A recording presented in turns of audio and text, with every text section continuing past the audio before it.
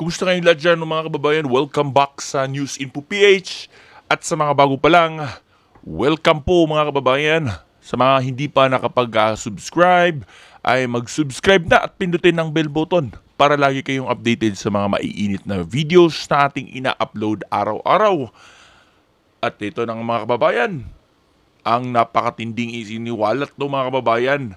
Harap-harapan na to na mga kababayan, isiniwalat ang buong katotohanan nitong si Attorney Vic Rodriguez ang patungkol sa reserve gold ng Pilipinas mga kababayan na di umano'y naibenta na ng mga Marcoses at ni Marcos Jr. mga kababayan. So sabay-sabay nating panoorin ito ang sagot ni Attorney Vic Rodriguez sa katanungan ng isa nating kababayan.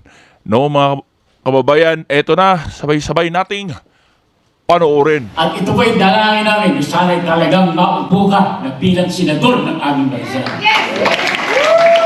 So ang aking buong pamilya na nasa Pilipinas, tinatawagan namin ito palagi na huwag kayong kalimutang isama sa kanilang pagboto bilang senador.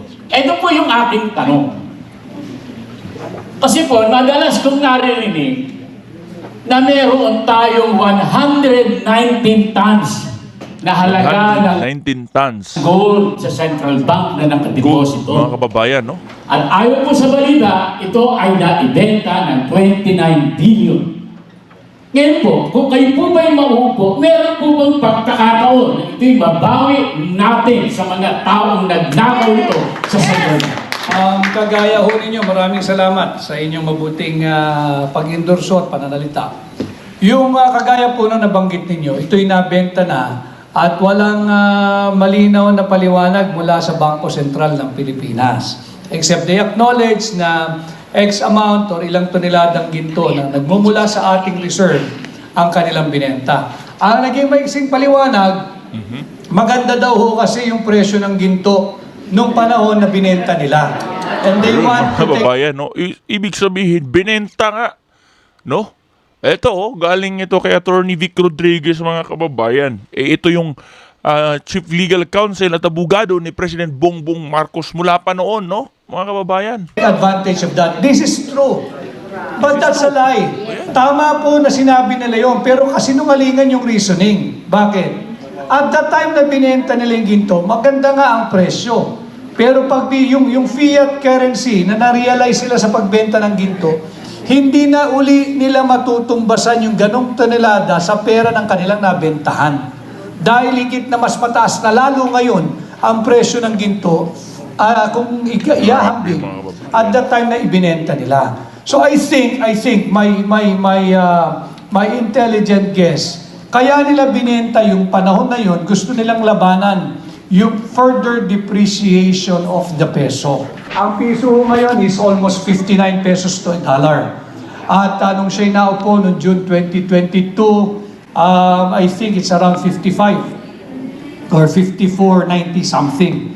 Now it's down to 58.30, 58.50, leading the way hanggang magsi-60 bago matapos ang taon. So yun o yung naging kadahilanan sa tingin ko. Gusto nilang labanan yung further depreciation of the peso. Pero lahat ito ay artificial, lahat ito ay cosmetic method para malabanan mo yung depreciation ng peso. Kinakailangan magsimula ako talaga sa gobyerno eh. Kinakailangan meron tayong fiscal discipline. Kinakailangan meron tayong prudent financial management, planning and spending. Kinakailangan meron tayong austerity. Kinakailangan maghigpit tayo ng sinturon. Again, babalik ko sa inyong home budgeting. You do not spend more than what you earn. Otherwise, you'll end up borrowing. And when you end up borrowing, pati bahay mo, isasangla mo, hindi mo mababayaran yan, andyan ka na ngayon sa kalsada. Kasama ka na sa mga homeless. Ganon din sa Pilipinas. Hindi tayo pwedeng patuloy na mangutang. Dahil wag naman, pag dumating sa utang ngayon yung Pilipinas, mga kababayan, no? Isipin nyo kung magkano yung nilobo nitong utang ng Pilipinas mula nung maupo itong si President Bongbong Marcos. Wala namang proyekto na nagawa, mga kababayan, no? Yung tinatawag nating debt to GDP ratio, yung accepted global standard for sovereign debt, yan po'y dapat nasa 60% lang based on the debt to GDP ratio. Ang Pilipinas po ngayon elevated na yung ating debt to GDP ratio. Maybe not yet reaching 61%, but it's getting there. And if we do not shape up in our handling of our finances, delikado po ang Pilipinas, mababangkarote po. Attorney, gusto ko lang po personally, kasi sawang-sawa na po ako dun sa mga elected official natin na nakakaalala lang pag-eleksyon. Kayo po ang pangalawa kong ibuboto kung sakala at ikakampanya. Dahil si Pastor Apollo Kibuloy po ang number 1 sa atin. Sigurado po ako mananalo kayo. Pangalawa kayo. Yes! Explain it! Tatanungin ko po sa inyo, kung makita tayo sa iyong panig ng mundo, tatanungin ko ulit sa inyo, kung nagkamali o hindi nyo sinunod yung sinabi nyo ngayon. Nakakakuha pa akong assurance sa inyo, ng pag-asa, na sana po 2 o 3 senador na totoo ang nasa Pilipinas ngayon. Kayo na po yun, isa na doon. I-assure nyo, manggaling sa bibig ninyo, tatayo kayo sa tama. Hindi po pwede na okay na. Kasi, ano yan, alam nyo naman kultura ng Pilipino. Sana po, panindigan nyo ngayon, harap-harapan tayo, sasabihin nyo, kung anong sinabi nyo, tatayuan nyo. Sana po, labanan yung mali at itaman kung anong tama. Maraming salamat, Renato. Hearing you, talagang sunog na sunog. Talagang pasong-paso ang Pilipino, no? No, yung tinig ninyo. Talagang pasong-paso ang Pilipino.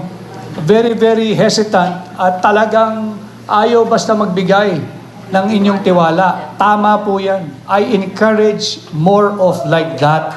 Tama po yan. Yes! Alam ko yung nararamdaman ninyo. At hindi lang ho kayo, napakaraming Pilipino ang ganyan. Hesitating to give their trust again kung sino man ang nanghihingi ng tiwala nila. Mahalaga po yan going into the midterm election. Importante po yan. And I take no offense because I am not an exception to the rule. Maganda po yung inyong nararamdaman.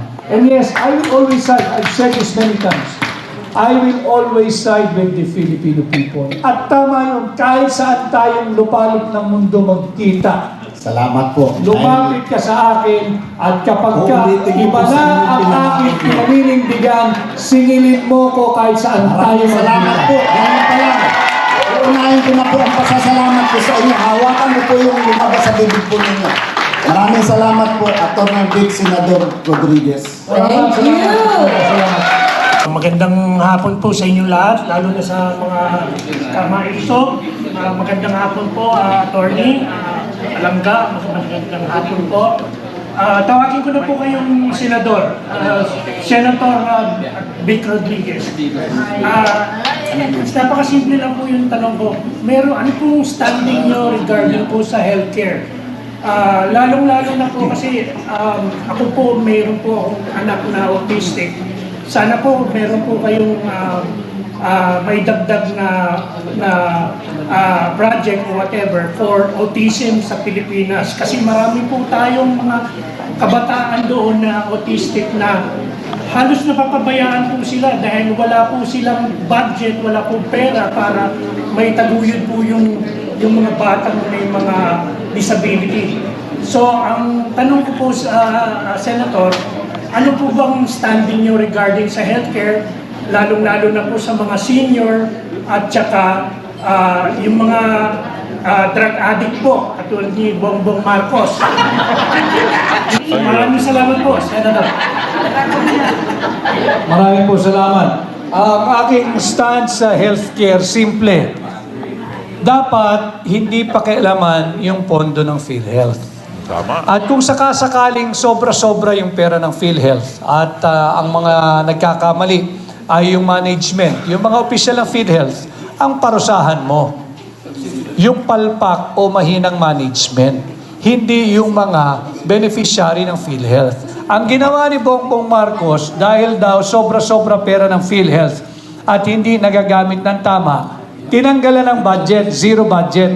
Pinarusahan niya yung mga Ito mga kababayan, no?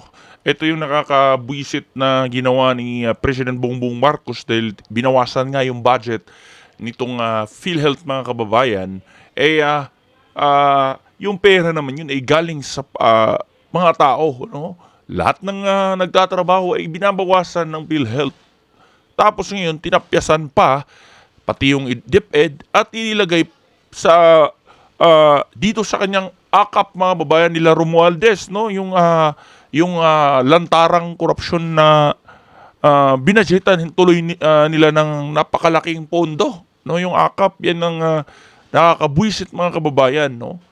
Ay harap-harapang korupsyon na itong ginagawa nila. Miyembro ng PhilHealth. Wala sa ayos na yun, wala na sa lugar yun. Ang Wala dapat talaga sa lugar itong ginagawa nila. parusahan, ang dapat mong kastiguhin, ang dapat mong disiplinahin ay yung management ng PhilHealth, hindi yung mga miyembro. Malay ba ng miyembro paano ginagamit o minamanage yung pera nila? Tama. Now, you stand ko sa PhilHealth, palakasin. Again, that's part of yung itsura sana ng ating ekonomiya after pandemic. Yung post-pandemic, issue naman talaga yung kalusugan ng pandemic, di ba? Subalit, imbis na palakasin at patatagin natin ang ating sektor ng kalusugan, pinahihina, zero budgeting. If there is really an excess funds ang PhilHealth, dagdagan yung coverage, possibly to include cases of autism. At palakahin din yung coverage. Kung maaari nga 100% na yung coverage para pagka na-hospital yung miyembro, wala nang out-of-pocket expense. Zero na. Hindi naman maaabuso yan eh. Sino pang gusto maratay sa ospital? Wala naman eh. But in cases of extreme emergency and need, kung merong na-ospital, sana dumating yung araw na pag miyembro ka ng PhilHealth, zero out-of-pocket expense ka na. Tama. And sa senior citizens, napakagandang to plano. include even senior citizens. Alay kong Sa ibang bansa mga kababayan, zero expense naman din yung kanilang health mga kababayan, yung medical, no? So dito pa lang mga kababayan, nagbabayad naman yung taong bayan buwan-buwan diyan sa PhilHealth. Dapat ay magandang plano, no, na zero na pagka ikay na ospital tas beneficiaryo ka ng PhilHealth mga kababayan. So yun mga kababayan, napakalinaw talaga na walang hiya nitong administrasyon na ito mga babayan at etong pamilyang Marcos dahil dito na nanggaling ang sagot kay Attorney Vic Rodriguez na naibenta na nga itong gold mga kababayan. Wala na atang pag-asang ang mga Pilipino na mabalik ito sa ating bansa mga kababayan, no? Dahil naibenta na ito ng mga Marcoses mga kababayan.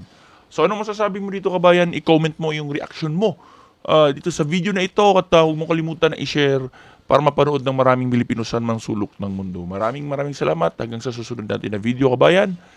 Mag-ingat kayo lagi.